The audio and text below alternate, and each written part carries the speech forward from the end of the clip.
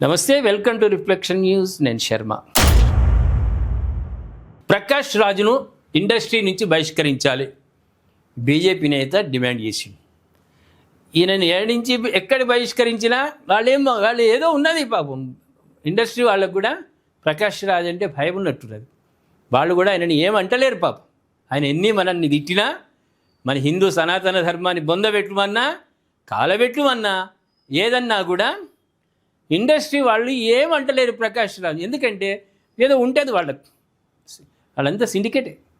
లంకలో పుట్టిన వాళ్ళందరూ రాక్షసులు అన్నట్టుగానే ఈ సినీ ఇండస్ట్రీ ఒక మాఫియాగా మారింది. అందులో ప్రకాష్ రాజ్ తోటి వాళ్ళు ఎన్నో పనులు చేయించుకునేది ఉందేమో, ఎన్నో అవసరాలు ఉన్నాయేమో. వాళ్ళు ఏమన్నారు, ఇండస్ట్రీ మనమంటే బహిష్కరించి ఇంకో 4 కొత్త సినిమాలు వస్తాయి. కొత్త సినిమాలల్లో హిందూ ధర్మాన్ని వ్యతిరేకిస్తూ ఆయన మాట్లాడే డైలాగులు కూడా ఉంటాయి. ప్రేక్షకులరా, ఇక్కడ ఎవరన్నారు, విష్ణువర్ధన్ రెడ్డి పాపం ఆయన అడిగిండు ఇండస్ట్రీ నుంచి బహిష్కరించిండని. కానీ వాళ్ళు మనం చెప్పిన మాటలన్నీ కింద వేసుకొని కూర్చుంటారు ఇండస్ట్రీ వాళ్ళ పెద్ద మాఫియా అది. నటుడు ప్రకాష్ రాజును సినీ పరిశ్రమ నుంచి బహిష్కరించాలని బీజేపీ జాతీయ కార్యవర్గ సభ్యుడు విష్ణువర్ధన్ రెడ్డి డిమాండ్ చేసిండు. ఆంధ్రప్రదేశ్ ముఖ్యమంత్రి నారా చంద్రబాబు నాయుడు, ఉప ముఖ్యమంత్రి పవన్ కళ్యాణ్తో పాటు ఆధ్యాత్మిక గురువులపై వివాదాస్పద వ్యాఖ్యలు చేసిన యూట్యూబర్కు ప్రకాష్ రాజ్ మద్దతు తెలపడంపై ఆయన తీవ్ర ఆగ్రహం వ్యక్తం చేసిండు. ఆయన ప్రకాష్ రాజ్ గారు పాకిస్తాన్ ఉగ్రవాదులకు సపోర్ట్ ఇస్తాడు. ప్రేక్షకులారా, ఏం టెన్షన్ అవసరం లేదు మనకు. ఆయన భారతీయుడే పాపం, భారత దేశంలోనే పుట్టిండు.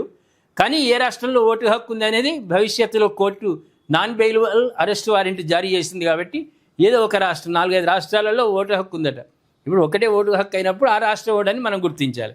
అదేవిధంగా పాకిస్తాన్ ఉగ్రవాదులకు ఆయన సపోర్ట్ ఇస్తాడు, తాలిబాన్లకు సపోర్ట్ ఇస్తాడు, విద్రోహ శక్తులకు సపోర్ట్ ఇస్తాడు. సనాతన ధర్మాన్ని విమర్శిస్తున్నటువంటి తమిళనాడుకు సంబంధించిన ద్రావిడ పార్టీలకు మద్దతు ఇస్తాడు. మంచికి మద్దతు ఇయ్యడు, మంచి మాటలకు ఎవరికి మద్దతు ఇయ్యడు. ఆయన కావాల్సింది హిందూ ధర్మం, హిందూ శాస్త్రాలు, సనాతన ధర్మం, హిందూ దేవాలయాలు అంటే ఆయనకు గిట్టదు. హిందుత్వానికి ఎవడు వ్యతిరేకంగా ఉన్నా వాడిని భుజాన ఎక్కించుకునేటువంటి మహా వ్యక్తి, విలక్షణ నటుడు ప్రకాష్ రాజ్ మాత్రమే. ఏమంటారు ప్రేక్షకులారు, అందరు గొప్పవాడు. అయితే యూట్యూబరు అనుచిత వ్యాఖ్యల కేసులో అరెస్టు చేశారు.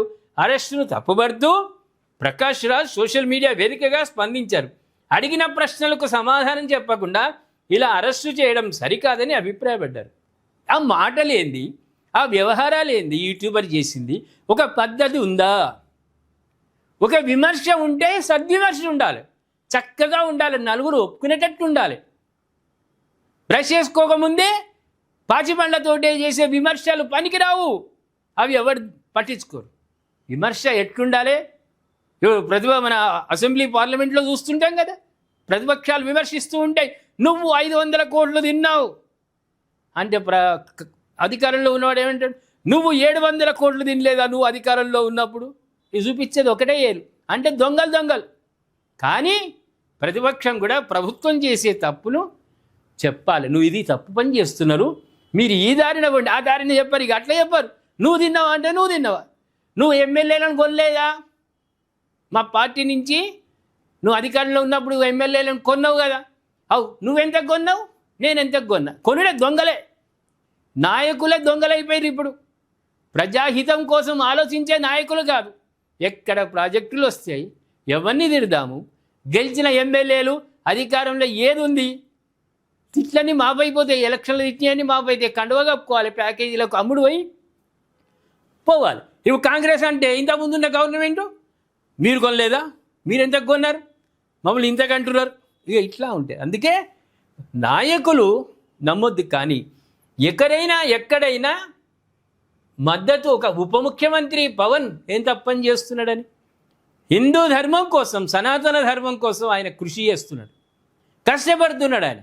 ఆయన వయస్సు ఎంత, ఆయన పడే కష్టం ఎంత? ఆయనను విమర్శిస్తారా? ఆయన ఏం తప్పు చేసిండని? ఇక్కడ తెలంగాణకు రావద్దు అని వాళ్ళు వస్తే పండు రాలగొడతాం. అధికారం ఎక్కడ? మన తెలంగాణ మనకు వచ్చింది, అందరూ రావచ్చు, వెళ్ళొచ్చు, పోవచ్చు, పార్టీలు పెట్టుకునే అధికారం కూడా ఉంది. పార్టీ పెట్టుకుంటే ఏం తప్పునా? అంటే మీరు గెలవరేనా? ఆయన మీకు పోటీగా నిలుస్తాడనా? ఇక్కడ పార్టీ ఏర్పాటు చేయొద్దు అంటే ఇవన్నీ కూడా ప్రజలు ఒప్పుకోరు. ప్రజల హితం కోరి ప్రజలు ఒప్పుకునేటట్టు విమర్శ ఉండాలి. కానీ నా చేతిలో యూట్యూబ్ ఉంది, నా చేతిలో మైకులు ఉన్నాయి, నా చేతిలో ఎక్స్ వేదికలు మోపోయినాయి. ఇప్పుడు దిక్కుమాలే ఎక్స్ వేదికలు మోపోయినాయి. నేను తెల్లారులో వంగనే పాచిపండ్లతోటి ఓ మెసేజ్ పెడితే హల్చల్ కావాలనుకొని ఏదో ఒక మెసేజ్ పెట్టడం వల్ల ప్రయోజనం లేదు. విమర్శ సద్విమర్శగానే ఉండాలి. ప్రకాష్ రాజు ఒక యూట్యూబర్ను సపోర్ట్ ఇవ్వడం మీరు ఒప్పుకుంటారా ఒప్పుకోరా? దయచేసి కామెంట్ రూపంలో తెలియజేయండి. సబ్స్క్రైబ్ చేసుకోండి, షేర్ చేయండి.